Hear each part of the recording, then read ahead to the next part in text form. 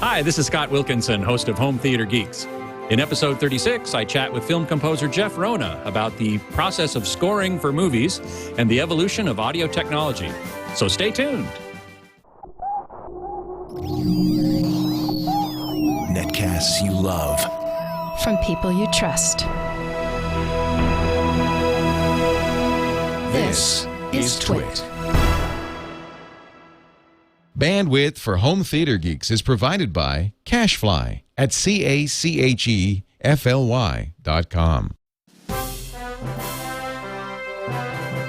This is Home Theater Geeks with Scott Wilkinson, episode 36, Film Scoring Tales.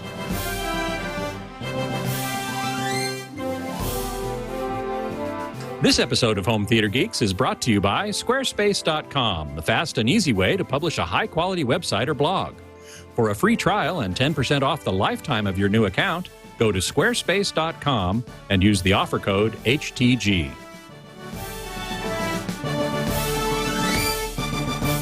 Hey there, Scott Wilkinson here with UltimateAVMag.com and HomeTheaterMag.com. This week's guest geek is Jeff Rona, film and TV composer and music tech geek. Hey, Jeff, welcome to the show. Thank you. I didn't know I was going to be called a geek or nerd in the first 5 minutes. Hey, this show's called Home Theater Geeks, and I only have geeks on this show. Oh, great. And you are an uber geek, I have to say. Jeff and I have known each other for a very long time, and we have been geeks together for all of that time, starting at Cal State Northridge in the computer music department. Oh, my. Absolutely. You remember that, I'm sure. Absolutely. It was the very, very earliest days of digital audio. You know, it was a time when people, the people trying to develop the technology were really just trying to figure out what worked and what didn't. Right. And look how far we've come. We're going to talk a lot about that over the next hour. I want to make sure that everyone who is tuned in to the live broadcast, either in watching the live video stream at live.twit.tv or logged into the chat room at irc.twit.tv, know that they can post questions for Jeff, and I will pass on as many as I can while we have our discussion. So, Jeff, I thought I'd start with a little bit of you telling us some of the movies and TV shows that you have written music for. Oh, sure. You know, I got started in television in the 90s. My first television show was a show called Homicide that Barry Levinson produced and directed. And from there, I did a show called Chicago Hope, which was a David E. Kelly show. Mm-hmm. Then I did a Ridley Scott film called White Squall. I worked on 2 or 3 other films. I have to interrupt you here for White Squall, because I, in fact, worked on that movie as well with you. I was honored and privileged to play the seashell trumpet. Yeah, on conch the shells. Score for this. Conch shells, exactly right, which was perfectly appropriate. Yeah, the sound of the sea for White Squall, exactly right. You know, we had an orchestra for that as well. We recorded it with the London Symphony in London, and afterwards, after we mixed it, there was this interesting contrast between the orchestra with all the horns and brass, and you on conch shells, and not the director who loved it, but the editor. Every time there were these seashells, he'd say, "You know, we need to fix something at that horrible noise." You never told me that. Yeah. I have to tell you, I don't think it's a horrible noise. I think it's a wonderful noise. Well, I'm sure you do. Actually, on another movie with Ridley Scott that I worked on called Black Hawk Down, I played some African flutes that were very shrill. And in mixing them, I made them even more shrill. Mm-hmm. And not the director, same director who loved the sound, but the producer would say, "What is that horrible sound that gives me a headache? I'm going to call it the Excedrin sound." and you hear it all through the film. It's you playing these ethnic flutes. It's me playing these little African flutes. I think it would be, actually, I think it was this one. which actually isn't this that one right little, there. So play but it's us a very few notes. narrow, so it's very shrill. You're not going to play us a couple notes there? No. No. Okay. So, but you know, it's interesting because there's just a whole. I think on the geek side of audio, you think about fidelity and you think about accuracy and you think about how the reproduction of sound is very true to the source. Mm-hmm. But the fact is that throughout my career, it's been about creating sources that aren't necessarily true to anything. Really? How do you mean? Well, you know, even though I write for orchestra, like on some of the films I've said, mm-hmm. or if it's an electronic score, like I did, I co-wrote on Traffic, and then a follow-up to that, a television version of Traffic. It's not like what the goal is absolute accuracy to the sound of an orchestra or the sound of a guitar or the sound of a flute. It's about creating something emotional, and it's not about fidelity or accuracy. That's the word. In film sound, accuracy isn't the goal. Even if it's a very traditional film with a traditional score, between the time that the movie is conceived and the time that it's viewed, it passes through all of these stages, which I guess we can talk about in the next hour, that are all about achieving a goal of storytelling, mm-hmm. but not necessarily achieve the goal of accuracy. Why would, say, let's talk about a more traditional film that would use a standard orchestra, say, why would you not want the score, the music, to sound accurate? I understand what you're saying. You want to convey a particular emotion. Can that not be done with an accurately reproduced musical score? In some cases it can, of course. Mm-hmm. But unlike the recording of symphonic music, film scores are recorded typically in a much more pop fashion, meaning that the orchestra is often recorded in separate sections with the brass and the percussion recorded separately, so that a mix can be created that isn't necessarily true to how an orchestra would sound if it was all playing at once. But also, most modern film scores are often an amalgam of instrumentalists playing in a studio with electronic elements. So, for example, a majority of film scores are recorded with a blend between real orchestra and sampled orchestra, and the two are mixed together to create a kind of a hyper real sound. So when you hear a lot of film scores, not all of them, but when you hear a lot of film scores, you're often hearing what you're hearing, whether you're listening to it in the film or on a soundtrack album, separated from the effects and dialogue. And we should also talk about how in the final mix, the music is often dissected in a way that deals with the fact that it's being blended with dialogue and effects. But in the music itself, you're hearing an amalgam between orchestra, sampled orchestra using various technologies, electronics, synthesizers, electronic percussion, guitars that have been, and then various instruments overdubbed, whether they're ethnic instruments or not. And then the way they're mixed has nothing to do with how it would sound if it was a bunch of musicians in a room. Gotcha. So it's not trying to replicate the concert experience, obviously. It's trying to support the story and increase the emotional impact, and however you as the composer and the mixer and so on feel you can achieve that, that's how you're going to do it. Exactly.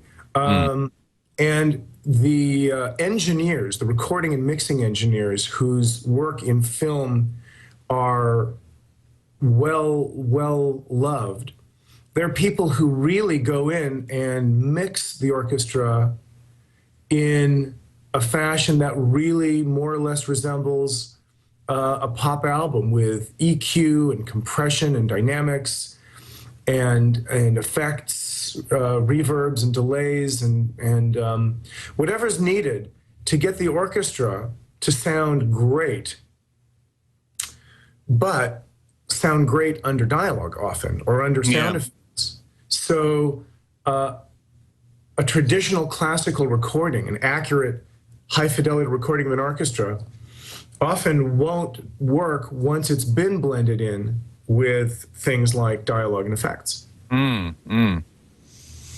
We've already got a question from the chat room. HTG 1098. Thank you for using HTG in your handle. Who's your favorite film composer? Who has inspired you? Oh, wow.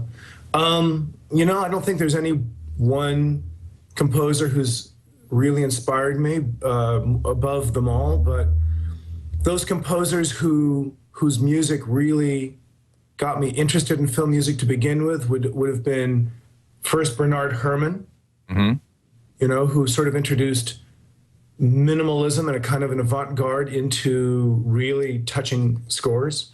Jerry Goldsmith, whose music really touched me when I was still a student. And then on into the more modern composers like John Williams or Hans Zimmer or Mark Isham or Thomas Newman and Danny Elfman. Yeah, one of my faves. You know, some really great music being written for the film. You know, of the last 50 to 100 years of orchestral music, it's amazing how much of it was written for film that is just incredibly resonant. Yeah, it's amazing actually. Ernst Korngold wrote some film music. I don't recall if Stravinsky. I don't know if Stravinsky did.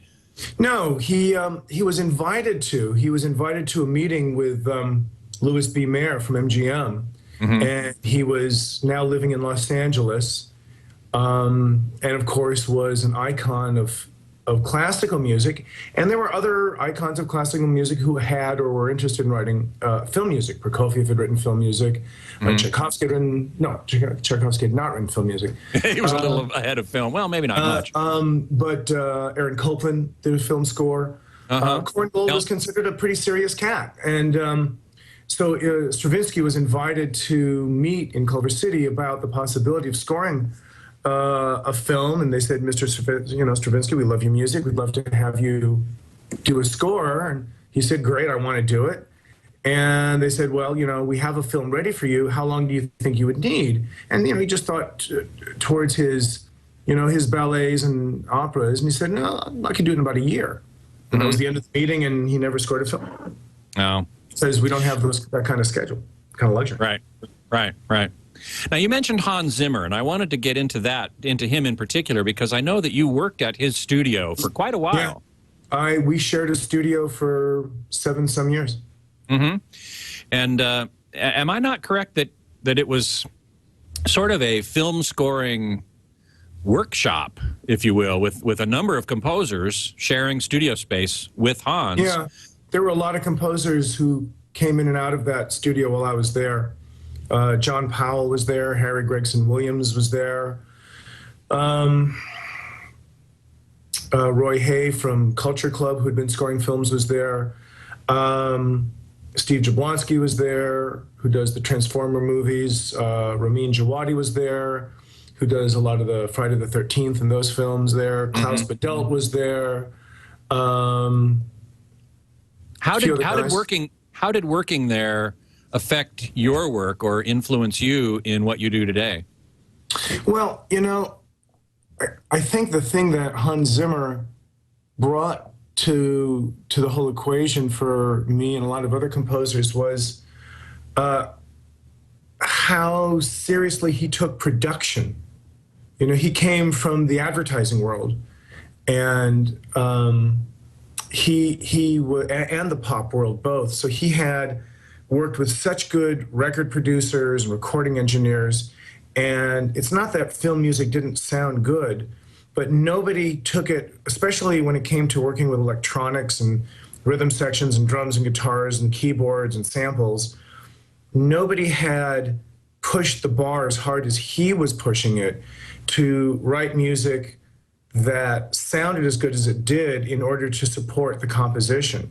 You know, music, you know, what creates the emotional impact of music to any listener is, of course, first and foremost, the creativity of the music itself. And you can't separate it entirely in terms of, you can't separate the emotional impact from how it sounds, the actual experience of listening to and hearing the music. You know, low fidelity does impact the emotion of listening. You know, This is kind of why you talk to people about, you know, speakers that cost, you know, what a, you know, average, you know, American makes in 5 lifetimes.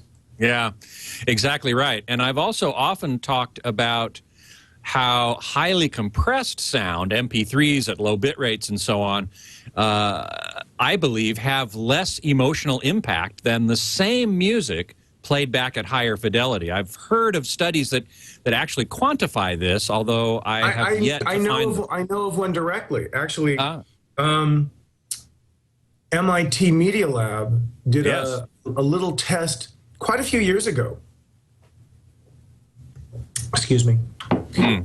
Where they set up a test environment, I think in a shopping mall, and they invited people to come into a room, and what they said to them was that they're being shown a new large screen, you know, video screen. And they were asked to evaluate 2 screens. They're asked to compare 2 screens and decide which one they thought looked better. But in fact, what they did was, and in the polling, one screen always was considered the better screen. But the only difference between the 2 screens, they were identical screens, but one had the better sound system. Wow. So everybody who experienced that video playback, everybody who heard it better thought they saw it better. And I think that's actually a very telling thing. Absolutely. Wow. Wow. I'd love to get the link to that study and actually write about it. So if you can send that to me some point, that would be great. Yeah. Here's a question from here's a question from the chat room. Are you surprised that the orchestra is still so prevalent in film scores? 20 years ago, would you have thought that the orchestra would still rule? You know, it clearly, film music is in some ways remains linked to film. Film is a part of popular culture. Sure. And films often represent elements of popular culture in different ways. So whatever you're hearing on the radio has a way of seeping into films. Now, 20 years ago, was sort of the pinnacle of the soundtrack era, meaning you had movies like Top Gun, who were best known for their songs. And for quite a few years, the creativity behind film music was pushing away from the score and pushing more towards songs because, you know, I mean, what's the purpose of a song in a film? It's to sell tickets.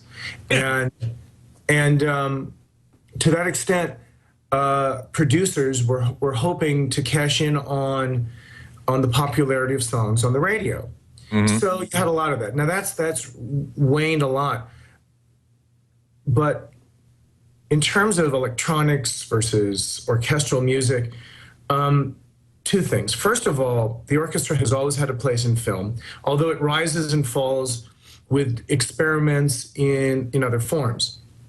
So there was soundtracks for a good long while. That's much less so now.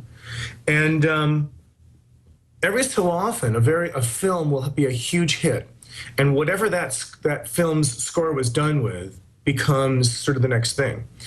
So for a while, you had Thomas Newman, for example, who used his orchestra, but uses it either subtly or sometimes not at all.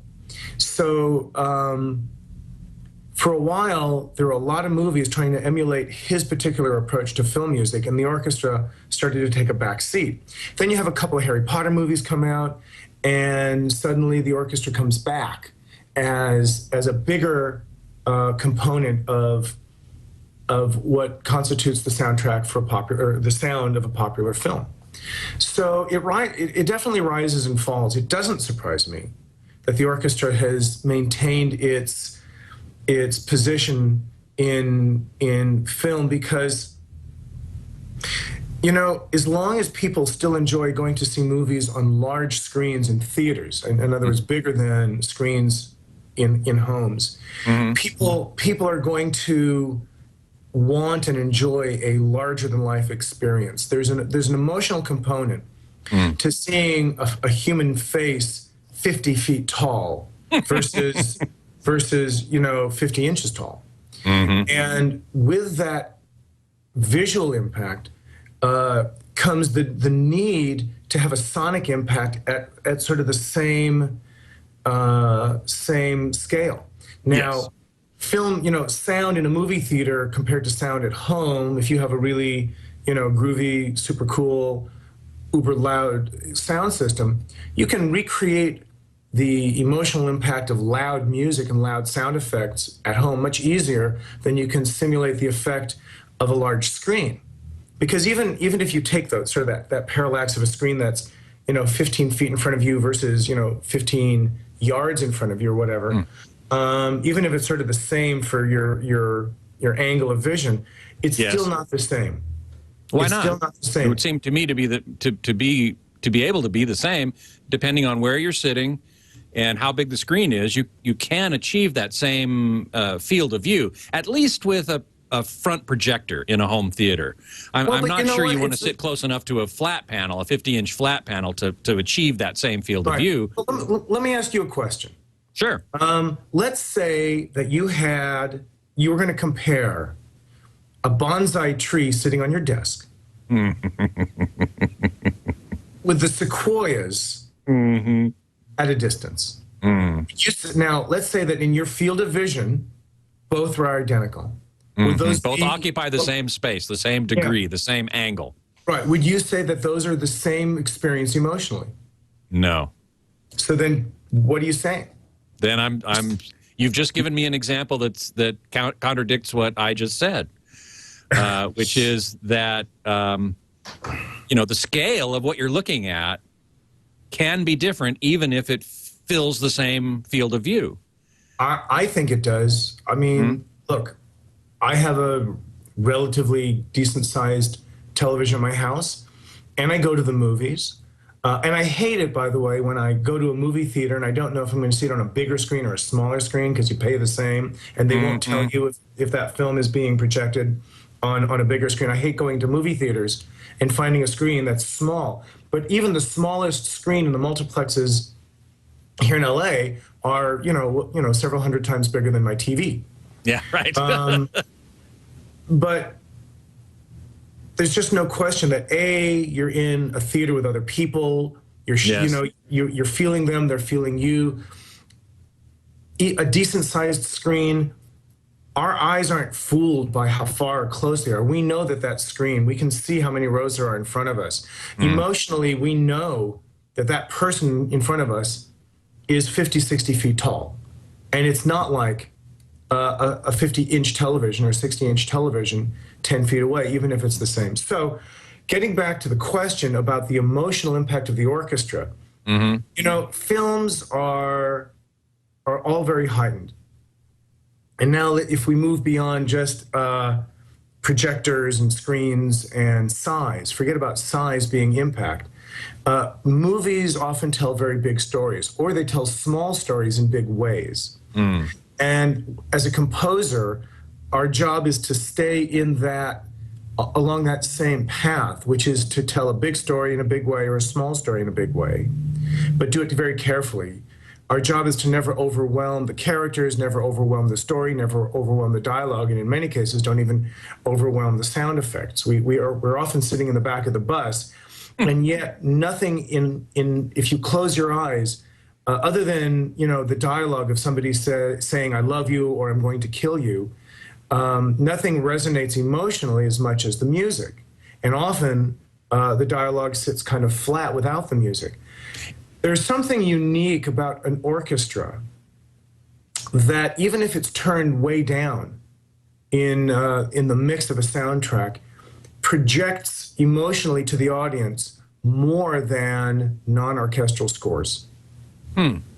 So this leads me to ask you one of the questions I had in my list, which was, in general terms, how much of your scores are orchestral versus electronic?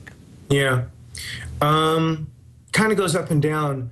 I'm often the guy they call to do kind of cool, chill, ambient music, and so that requires a primarily electronic approach, although all of my electronic scores still have live musicians, whether it's a guitar or a string quartet, Percussion, whatever, yeah. conch shells. And by the way, I'm still available for conch shells.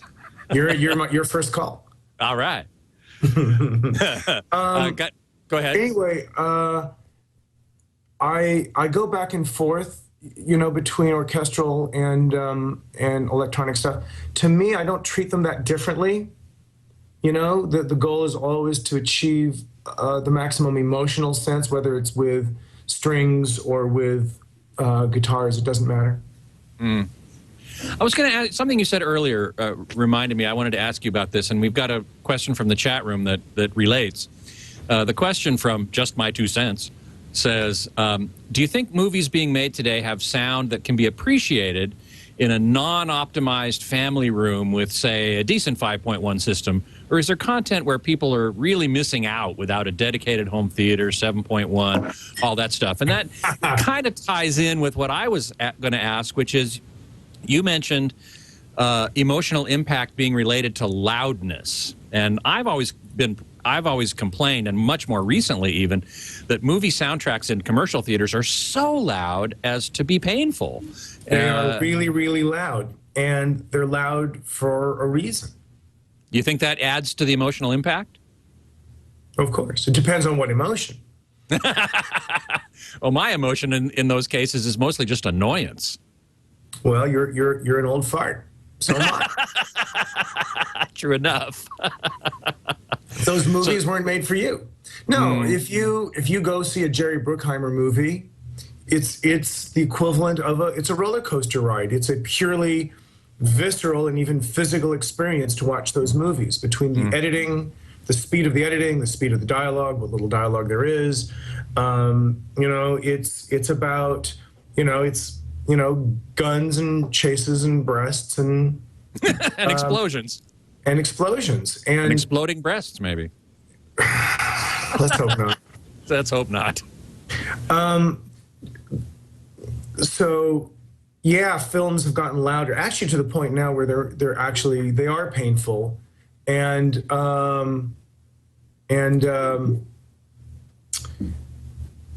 it's for the effect. It's purely for the theatrics of loud explosions, and loud everything.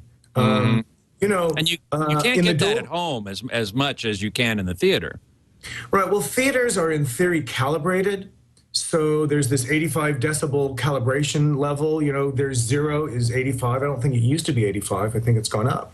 And so with Dolby and THX wanting extremely accurate reproducibility, the studios where movies are mixed, called dub stages, are calibrated at this 85 decibels being 0. But there's headroom, so you can go up above 85. You just can't stay there. But that's 85 dB as a kind of for consistency is loud, And it is. In fact, I think THX recently reduced their reference level for home theater, not commercial cinema, but home theater, to 75 dB. Which, God, if you're that close to the speakers, I mean, the 85 dB, you figure for the cheap seats in the back, it's fairly I mean, movie theaters are supposed to have a fairly good amount of dispersion so that there's no sweet spot in a movie theater, both in terms of, stereo and loudness, but of course it's louder at the screen because that's where the speakers are. Sure. So even though it's highly dispersed sound, it's really loud. I mean, the first third of a theater is incredibly loud. The back third of the theater is reasonable. Hey, you know what? You should sit in the back third of the theater. Exactly right. Because, the surrounds are on the side, not in the back. So, well, some theaters have surrounds in the back, or they're starting to anyway. A few. We're now also getting we're also now starting to get a few movies with actual 7.1 mixes. Up till now, it's been almost always 5.1, but I think Toy Story 3 was the first 7.1. I was at Disney last week, and I saw clips from Tron, Tron Legacy, and Tangled, which is the Rapunzel story, and those are both being mixed in 7.1. Have you mixed anything in 7.1 yet? No. My music is all delivered in 5.1, and in a particular way, in what are called stems, which is multiple 5.1. How do you mean? Can you describe that a little bit? Somebody's trying to call me, even though I'm on. Can I switch I can switch Do Not Disturb in Skype, and it won't cut you off, right? I don't know. I would just ignore it. All right. Now somebody keeps calling in, and I don't even know who they are. So anyway, I never use Skype except for this. He just. And then boom, people are starting to call you. Yeah. So Stems. I want to get back to the question that was asked a minute ago about whether it really causes a lessening. Of emotional impact in the home because it's lower? Yeah. Well, the question wasn't about the volume. It was about if you're listening on a less than optimal sound system. Yes. And, if your less than optimal sound system includes some kind of modest subwoofer, so that at least you're getting more or less the full range of sound for the film, I don't personally think it's that big a deal. I'm listening on some very modest speakers at home, and I'm very happy with my home theater experience. What do you have at home? I have these little bookshelf Definitive Technologies Pro Cinema 1000s in the front and Pro Cinema 800s in the back. Definitive Technology is a great company. Make great speakers. They are a great company. I had them on these little stands, and then I got a new console table to set my TV, and there was room for the speakers. And I'd thrown away these little tripod legs that came with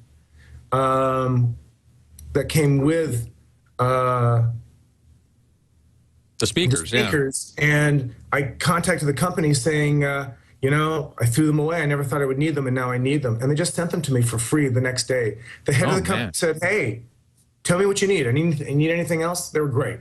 Oh, man. Fantastic. Anyway, no, I really don't think that you need a super, super expensive system to get very high quality, a good emotional experience. I think that anything reasonable. I think surround is certainly valuable. I think listening to films at home just in stereo definitely lessens it. But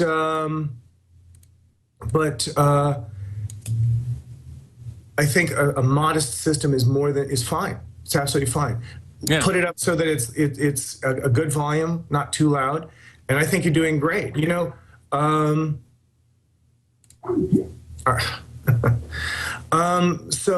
Anyway, there you go. Yeah, there you go.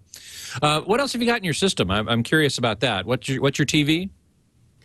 At home, it's a Samsung rear projection DLP TV. And you recently upgraded your receiver, and you had a good story about that. I wanted to share that with everybody. I think it's important to preface it by just saying that You know, I live in a studio environment. I monitor on relatively high-end speakers. When I'm working on a film and I'm on the dub stage, I'm in a room filled with world-class equipment in terms of speakers, amplifiers. You know, it's a theater. It's a simulation of a theater experience, but I don't have a huge system at home. I just have an adequate system that does what I need to do. Before we continue with Jeff Rona, I'd like to take a moment to thank our sponsor, Squarespace.com, which has easy-to-use user interface for creating and managing a website or blog. It's optimized for both beginners and CSS experts, so anyone can be up and running right away. There are hundreds of design templates to choose from, and you can customize any of the designs to fit your needs. This all-inclusive service includes modules to build your website, modules of various types, a blog module, for example, which includes import and export support for WordPress, Blogger, Movable Type, and TypePad. It has forum capabilities and a form builder that lets you collect email addresses and other information. A Flickr photo display, which is something I would use, certainly. Twitter widget, which lets you display tweets on your website and in a customizable format. Google Maps, and more. Website tracking and built-in search engine optimizer. Permission access handling, cloud architecture for speed and site stability, and an innovative drag-and-drop AJAX interface. Not only that, you could even log onto your website from your iPhone and update it on the go. Use Squarespace for all your website needs. Build it, host it, and update it at any time. For a free trial, go to squarespace.com and sign up for a free account. No credit card needed. Just try it out and build your website. If you decide to purchase, you can use the offer code HTG and get 10% off for the lifetime of your new account. That's squarespace.com and use the offer code HTG.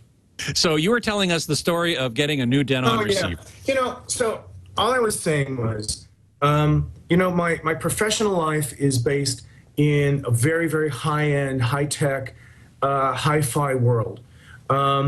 And my home theater is really simple. I don't watch a lot of TV. I don't watch too many movies at home, a few. And I've always wanted it to sound good, but also be very simple and compact. And simplicity has always been very important. I've had the same receiver for many, many years, a Denon receiver that was built like a tank and sounded great. But I realized this year that all the components in my system, except for my old Denon receiver, were all HDMI. Mm-hmm. So, which is, I have a Mac Mini, which now has an HDMI out, which I use for watching Netflix and for listening to music. It's sort of my music jukebox. I have thousands and thousands of songs, and you know, I have all my music on there. Anyway, so everything in my home is HDMI except for my old Denon receiver, and so I decided to get a new one. So looked on a few reviews, talked to you, Yes. my geek, and my Uber geek, if I should say, and decided that a new Denon receiver was actually probably just right, and I found a really nice one for a very modest price that was really virtually entirely HDMI. That is, the back, instead of just being, you know, a wall of little jacks, was really just these 6 little HDMI ports, 5 in, 1 out. And I thought, perfect. It has an iPod interface on the front. It can be remote controlled. It actually looked really, really nice. So called around, found one hi-fi store here in the area near my studio in Santa Monica that had it in stock, and went to buy it. And the guy who I usually buy from at the store, I bought a few other things from him, wasn't there. It was just some guy behind the counter. So he had the receiver, he brought it out, there it was, great. And he said, well, anything else? And I said, well, you know, I am gonna need a few HDMI cables. And he said, well, what kind? And I didn't really know, since this is my first step into HDMI, because HDMI is not part of recording studios, it's not part of dub stages, it's not part of film sound, it's a home thing. So I didn't really know. So, you know, they had cables there from $20 to $350. for HDMI cables of the same length. And I had a clue, and I didn't know what HDMI 1.2, 1.3, 1.4, 1.4b. I didn't know what any of that stuff meant. And so I said, well, what do you suggest? And he kind of says, well, you know, what do you like? And I didn't know really what he meant, because I really didn't know what the difference was between these different home cables. And I just wanted to buy a good enough cable that it wouldn't be the weakest link in the chain between, you know, my sources, my receiver, and my speakers. You know, I have good speakers, decent speakers, good mic, good speaker cable. Everything else is in good shape. So I said to him, well, here are these two cables. Would you know the difference on your system? And he kind of rolls his eyes and he goes, my first question is, would I hear the difference between these two cables? And he said, I have no idea if you'd know the difference.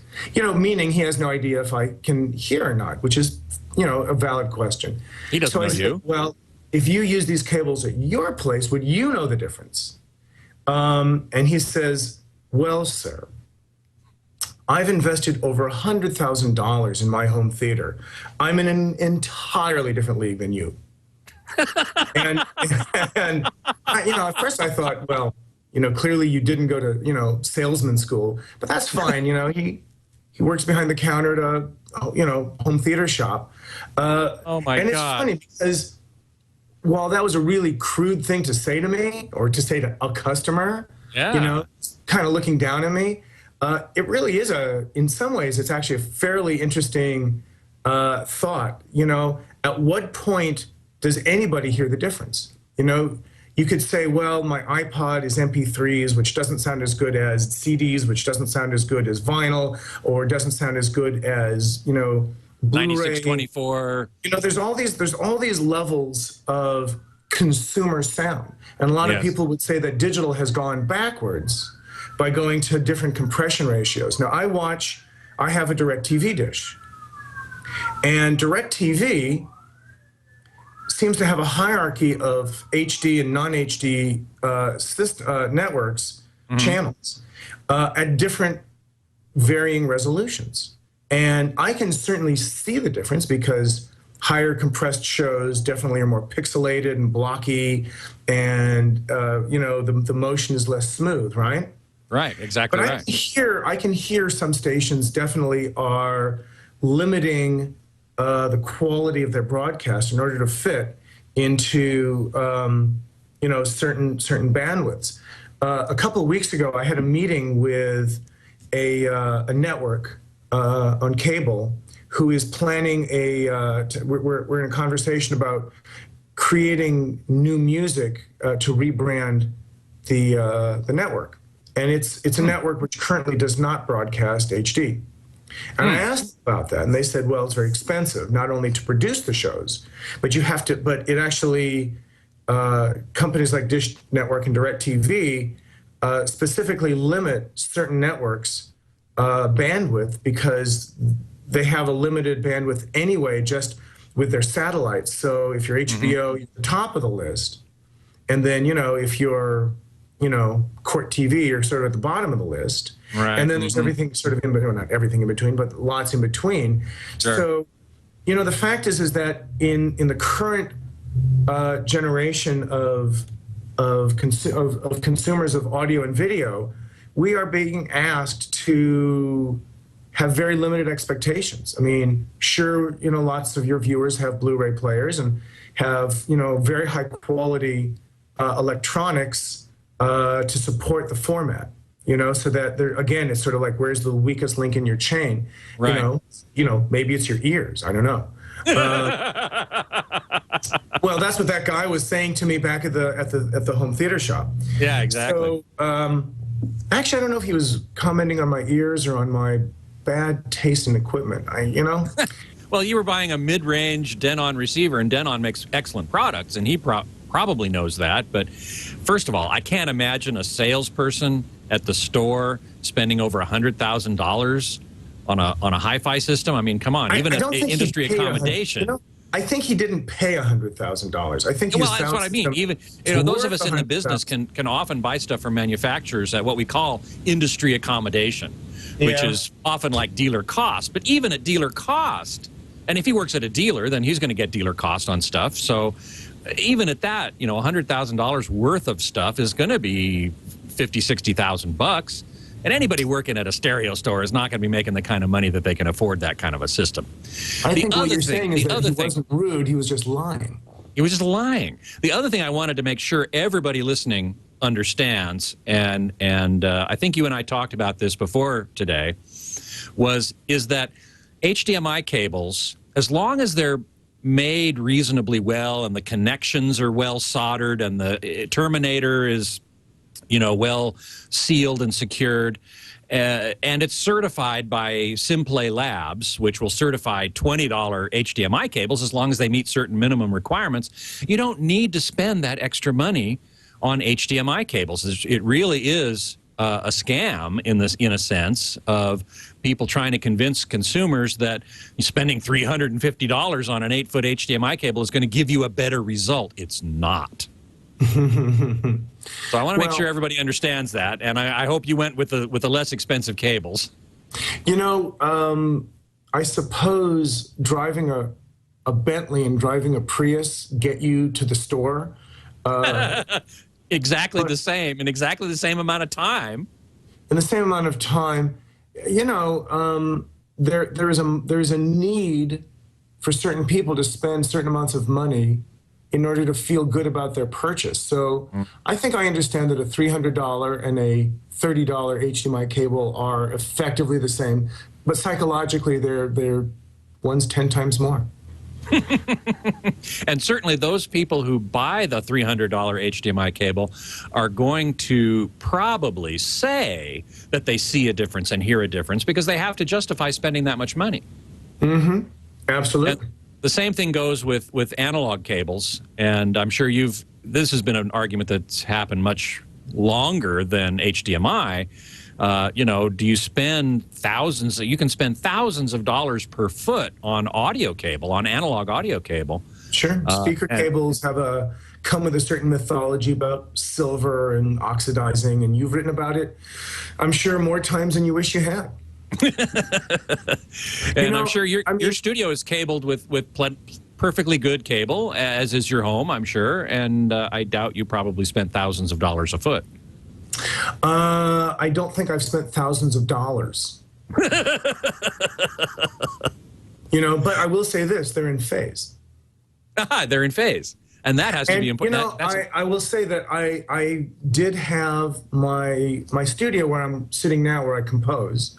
I did have a technician come in when I first moved in to calibrate the room, and he brought in some, you know, real-time analyzing hardware, and he ran very thorough checks of the speakers and recommended a few changes. The two green columns that you're seeing, which are leaning against the, where are they? Okay, that one there. There. Those are bass traps. Those were carefully designed and built to absorb low-end frequencies that tend to build up in small to medium-sized spaces and also rectangular spaces.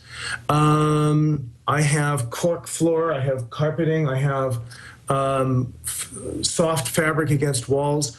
My listening environment has been optimized for accuracy, so that when I record and mix right here in my studio, translates very well to the rooms where my scores are mixed. And this brings back this brings us back to a great little point about accuracy. You were saying before at the beginning of the podcast that the goal of movie scores is not necessarily to accurately recreate the sound of an orchestra, but I think you would agree here, and this is what you're talking about here, that you want to, whatever you create in your studio, you want it to be accurately reproduced on the dubbing stage, in the commercial cinema, and at home. Right. And to that end, I have tried out a lot of different things over the years since I started. I spent a few years really struggling with the sort of the reproducibility of my mixes in my room, in my studio, into all that matters for me is how my mixes translate to the final to the dub stage. Their job is to do whatever tweaks to make sure that it's going to optimize for theaters or home theaters, whether it's movies or television, and I work in both. So I need to know that I have an accuracy across a wide range of speakers in my room. Now, my engineers are really good at this. That is, they have a way of mixing that accounts for very large speakers that have a lot of bass response, a lot of accuracy, and very small speakers that have less accuracy and less bass response. And what we do is, and this is something that's done very much on pop records, is they come up with mixes that sound about as good in the car, on Apple earbuds, or on higher end sound systems. So they account for it both in terms of dynamics and bandwidth, low frequency range. So my whole goal is that whether I mix some things in my room, some things I mix with my engineer. If it's a full orchestra, I don't usually mix it here. I have a few times. Often I go to my engineer's studio, which is compatible with mine. It's all based on Pro Tools, hardware and software, and others. I use buckets of different things.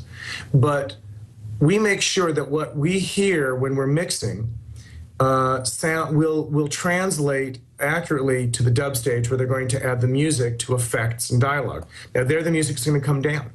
And when we mix, we actually mix listening to the dialogue, although and some effects, although usually we don't get to hear the effects. But we hear the music relative to dialogue. So for example, if there's a female voice, we'll stay out of the range of the female voice. If it's a male voice, we try to stay out of the range of the male voice. More often than not, we just try to stay out of the range of the human voice altogether. And stay in more intimate settings, rely on low notes and high notes, and try to carve a little space for that mid-range where the human voice sits. Otherwise, they compete. It's another reason that you tend not to hear a lot of solo instruments in orchestral or in film music, and certainly never during dialogue, or rarely. I shouldn't say never, but often you won't hear it, and especially those solo instruments that sit in that mid-range of the voice, such as a trumpet or saxophone or clarinet, or those very warm instruments. You might hear an oboe, which is a thinner, reedier, slightly more nasal sound. You might hear a cello, but you tend not to hear too many. We stay out of the solo range because it's distracting. That's why a lot of film scores tend to have most of the orchestra playing most of the time. It's again brings the emotional level up, but at the same time it makes it less. It doesn't attract our ear and distract it from the voices and the dialogue, because people come to movies to listen to what people have to say. Except for Jerry Bruckheimer movies where they're watching how big things explode. You mentioned earlier that you use Pro Tools and buckets of other things, and I was going to ask you, how has the audio technology that you use changed over the years? I'm thinking in particular about racks of synthesizers and processors and physical devices now being completely inside the computer. Yeah. Well, there's nothing. I think it was you who once said to me that the perfect signal path was a short, straight wire.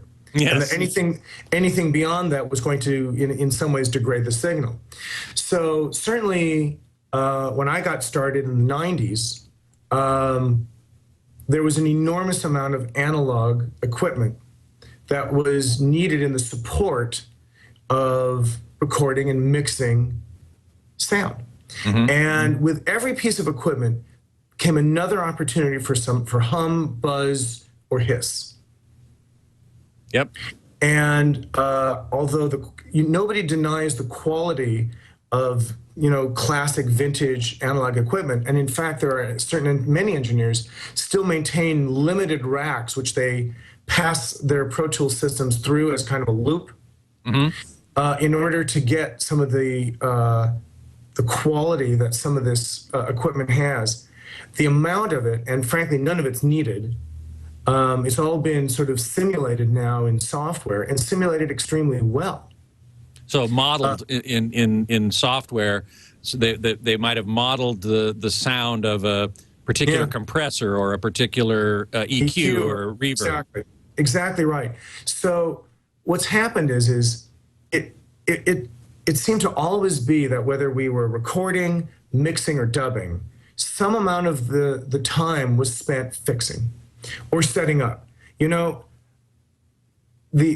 just the time saved in trying to track down a bad cable or a bad patch cord when there were patch bays being used. I remember those. Has been an enormous change. You know, there's still things that go wrong, but now there are digital problems that go wrong. There's sync problems, and transfer problems, and hard drive problems, but it pales in comparison.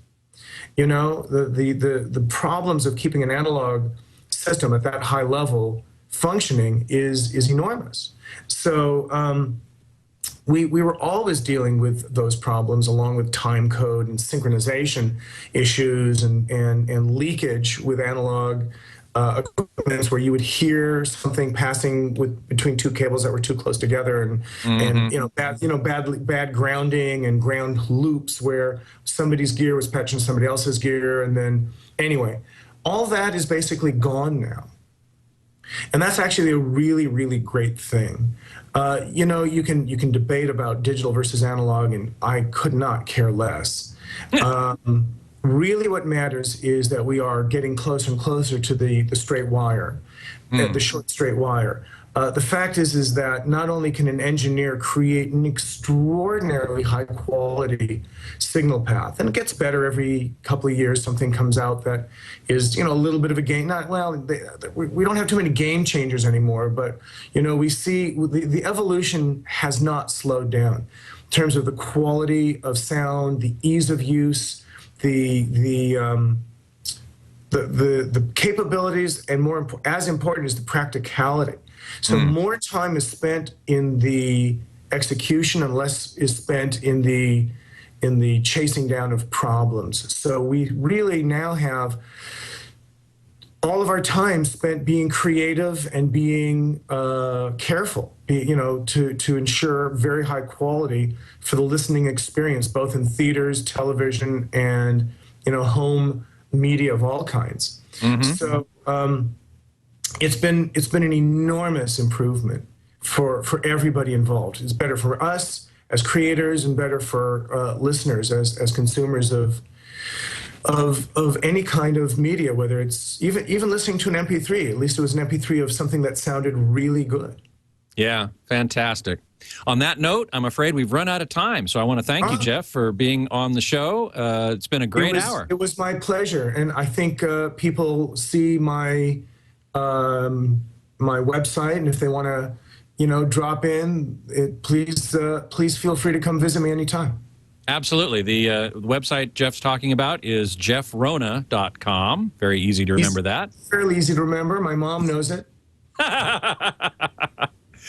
And so absolutely, I encourage everybody to go check out Jeff's website, where he's got all kinds of useful information, interesting stuff about his life and career.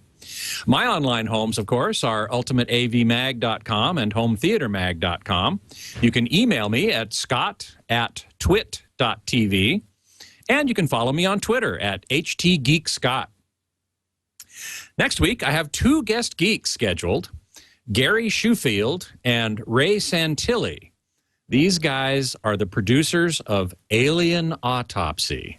You might remember that from the Fox network some time ago, purporting to be footage from the 1950s of an alien autopsy. And now they've recently created a documentary, or what they sometimes call a mockumentary, of that film. So we have several meta levels here to discuss with these guys, and they'll be talking with me from England. So I'm really looking forward to that, and I sure hope you join me. Until then, geek out.